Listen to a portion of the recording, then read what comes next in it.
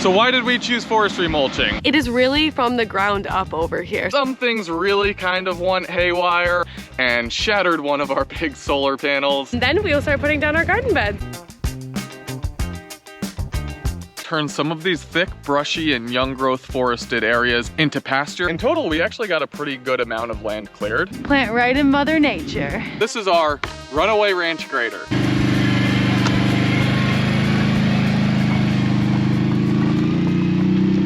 Six months ago, we bought 39 acres of raw land in rural Tennessee to build out our off-grid homestead. But a few years before buying our land, this area was logged, leaving behind a ton of thick brush and young growth. Our plan over time is to turn some of these thick, brushy, and young growth forested areas into pasture for raising livestock. And today, we got a pretty good helping hand.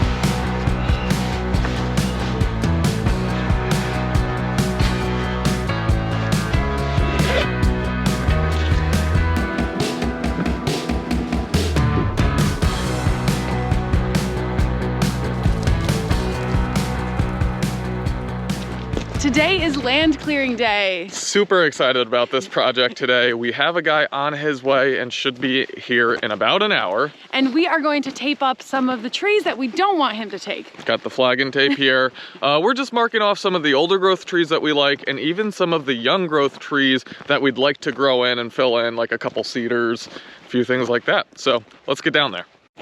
Tootsie, come here. Go here.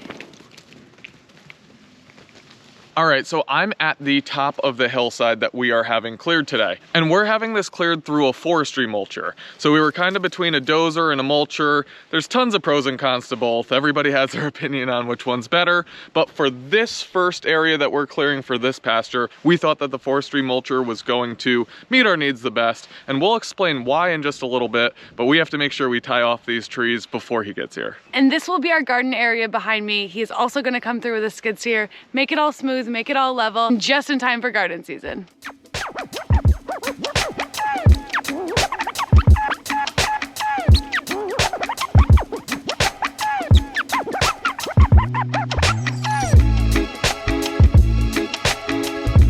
There are a lot of thorns. We actually haven't been down in this part of the property because it is so thick. In the summertime, you cannot get through this at all. And that's also part of why, not that it needs to be summer for the forestry mulcher, but it's easier to see everything in here now. That's really the only time of year that we've been able to think about walking, but we layered up so the thorns won't get through.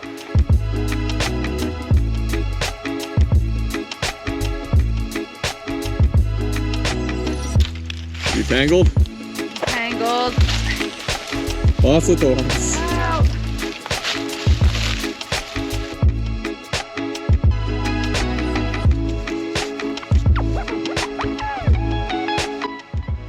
Are you excited, baby? I am.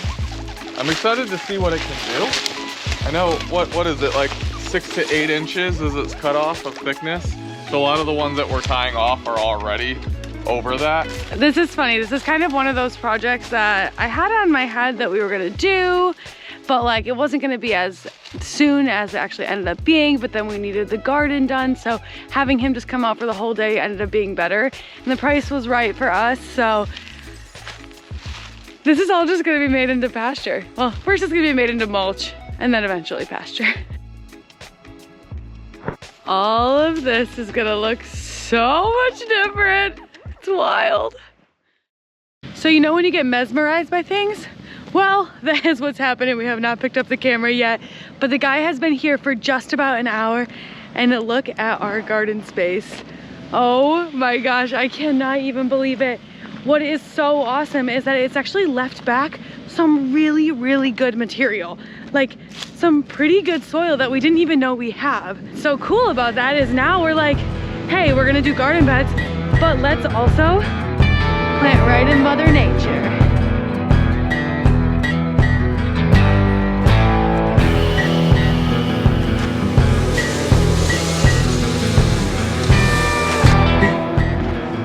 Getting those drone shots. Looks cool on the drone. Check it out.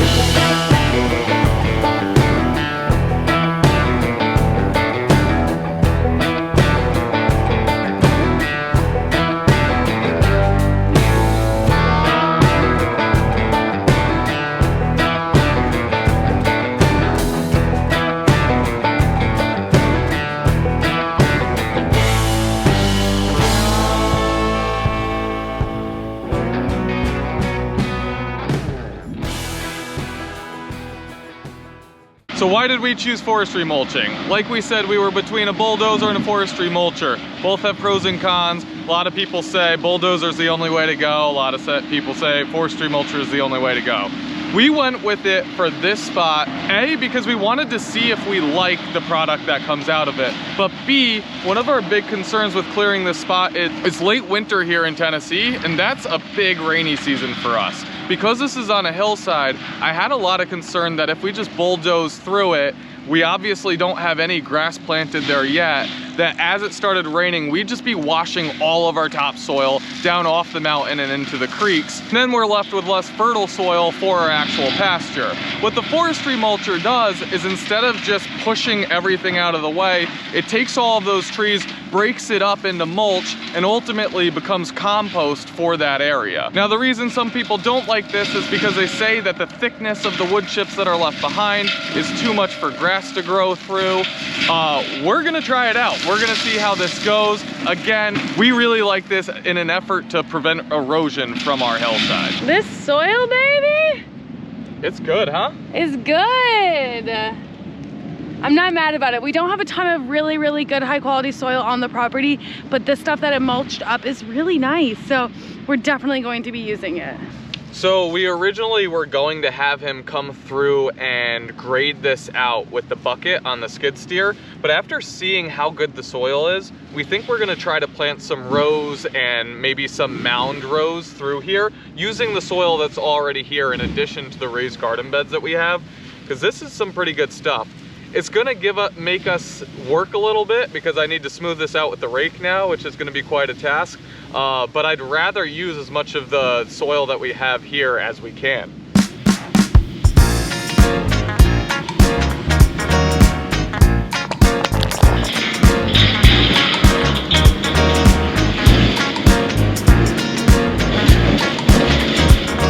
It's also one of those days you thought you were gonna be able to get a million other projects done while this guy's doing that, but you're just so fascinated and so obsessed with watching him do his work that it's like, I'm taking off. I'm just gonna watch him work.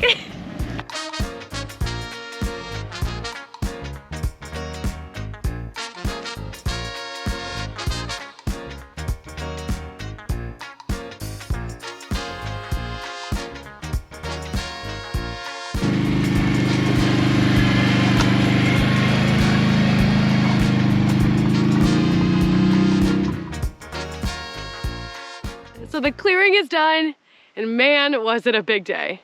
Not everything kind of went to plan, but let's show you around.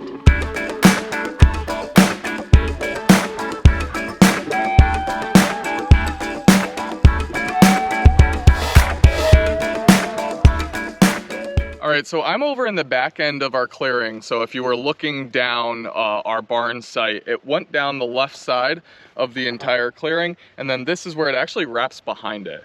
So in total, we actually got a pretty good amount of land cleared. Different than where our garden clearing was, there were much bigger trees here. And this kind of showed where maybe forestry mulching wasn't the best job for our ultimate goal here. As you could see, there's some pretty big material that got left behind. And for us to plant on this, it's gonna be a little bit of a pain. Geez, that's... Our original thought was that it was gonna break down the material a bit smaller and that would easily compost into the soil, but we're definitely gonna have to clean up some of the material here before we can plant on all of it. The good part is it's kind of in segments where the stuff really builds up, so some of it we'll be able to get to plant right away. So in contrast, like this is some of the better mulch stuff that we were kind of expecting. So like we said in the beginning of this video, this is all a learning process. We're figuring out what's going to be best, and this was a trial run. We found out that the forestry mulcher would be great for thinner segments that we have thick brush and stuff in. There might be a better tool for this job, but still the job's done. It came out overall really good. Some things really kind of went haywire. A rock shot out of the forestry mulcher and shattered one of our big solar panels. So that obviously wasn't ideal. They did cover it after some back and forth. That was a little frustrating, but it is taken care of. So we will be able to replace that pretty easily. That being said, the mulcher did a great job in our garden area where it was just brush and thinner trees. So we've been grooming the surface of this area to get the garden going, and Matt made this pretty cool tool to help. Okay, so this is our MacGyvered grater that we made out of just materials that we had laying around. We didn't want him to go through with the skid steer and smooth all of this out because I was worried it was really gonna pack down the soil pretty hard. When we found out that the soil was better quality, and we think we're actually gonna do some planting right into the soil. But still, that left it a little more rough than we needed for the garden. So I needed a way to smooth it out, and raking through this whole area with all of the wood chips and the wood material left behind was gonna be quite the task. I looked up graders for pulling behind either a lawn tractor or a four-wheeler, and the better quality ones that were actually going to do a really good job were pretty expensive. They start at kind of around $600. Then there's lower quality ones that you can get for anywhere from $100 to $180, and they definitely still would have done a decent job, but they weren't going to get here for a while, and I just felt like I could build something of similar quality that was also going to do a good job. This is our runaway ranch grader. All I used was 4x4s, 2x4s. I put a couple bolts through this front 2x4 so that it has almost teeth on this front section that'll rip up the soil as it goes through. Then you have 2 more 2x4s behind it to kind of redistribute and smooth out those surfaces. So this isn't gonna level the area by any means, but it is gonna remove any big humps. It's gonna remove any areas where the skid steer just like left big piles of dirt. And generally just give us a smooth surface to work on with the garden. For weight, because a big trick on this is you need to weigh it down, I knew I couldn't put too much weight on this because of the materials that it's being built out of. I just put a couple boards across the 4x4s, and then I have old brake rotors from when we did the brakes on the truck. So I put a couple bolts in there that I was able to put through the lug holes on the brake rotors so that they stay put and they don't just come flying off. And then when we wanted to add a little extra weight, we put a rock that would fit into each rotor and put a bungee cord around it. So far it's been working really, really good. Our only problem was the limitation of the thin chain that we had. But we just got a new chain at Lowe's last night. I'm going to hook that up, do a couple final passes on this before we start getting our garden put together.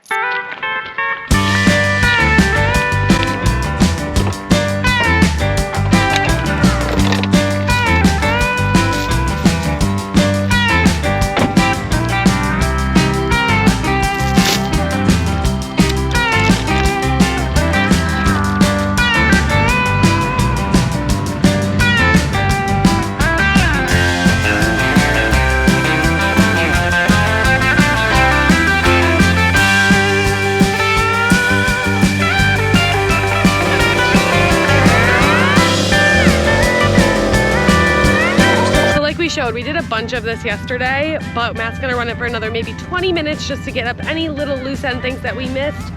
And then we'll start putting down our garden beds.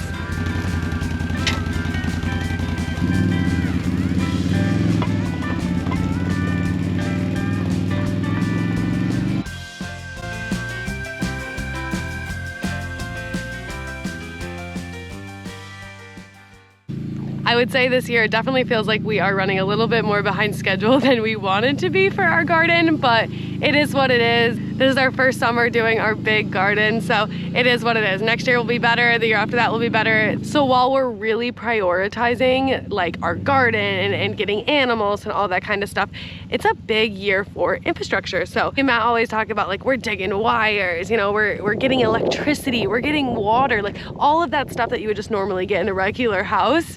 We had to do all just to get the basic needs of life, getting our septic installed, all of that kind of stuff. So it is really from the ground up over here. So if we're running a little behind, but it's still not fully planting season, I take that as a win.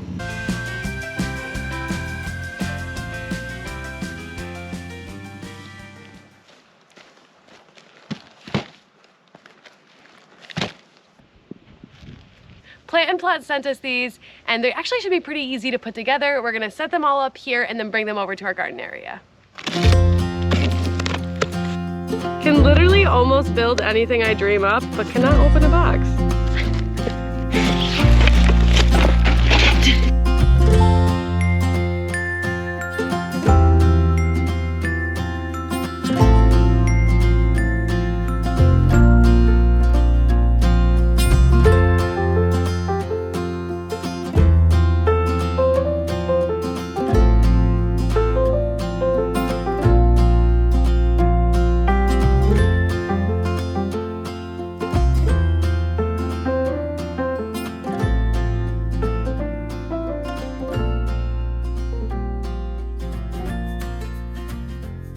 There you have it, 2 out of 20 put together. They go together pretty easily, actually. The system that they have down is really, really nice. You don't need any tools to do it. It all just kind of locks in place. It's beautiful. They're really, really nice. And these that we're putting together right now, it's a modular one. So there's 9 different designs that you can do with them. And what's nice is you can take them apart, put them together, super easy. Yep. So we like them. 18 to go. 18 to go.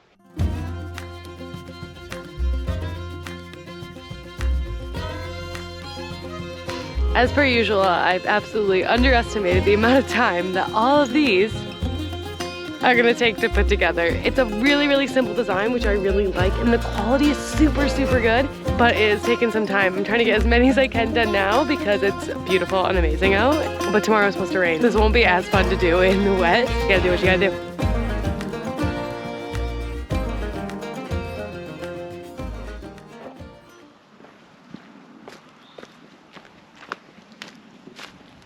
Hey honey, what do you think if we take one of these garden beds, go put it in the garden so we get that visual of what it's gonna look like, and then we call it a day? I would really like that. I'm tired. She's tired, and we got rain coming tomorrow, so we gotta get the property ready for that. So yeah, let's go put one of these in the garden.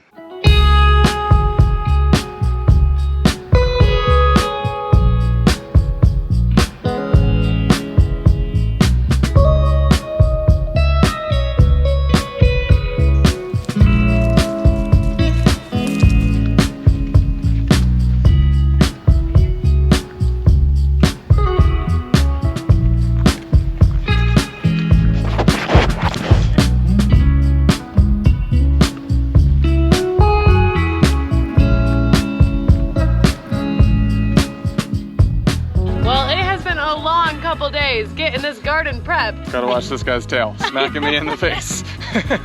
But hopefully next time we see you guys next week, actually. Ooh, crazy puppy. Next week, we will be making this space look more like a garden and less like a dirt pile. So hopefully, fingers crossed. We'll see y'all next week. See you next week. Cheers, Sam.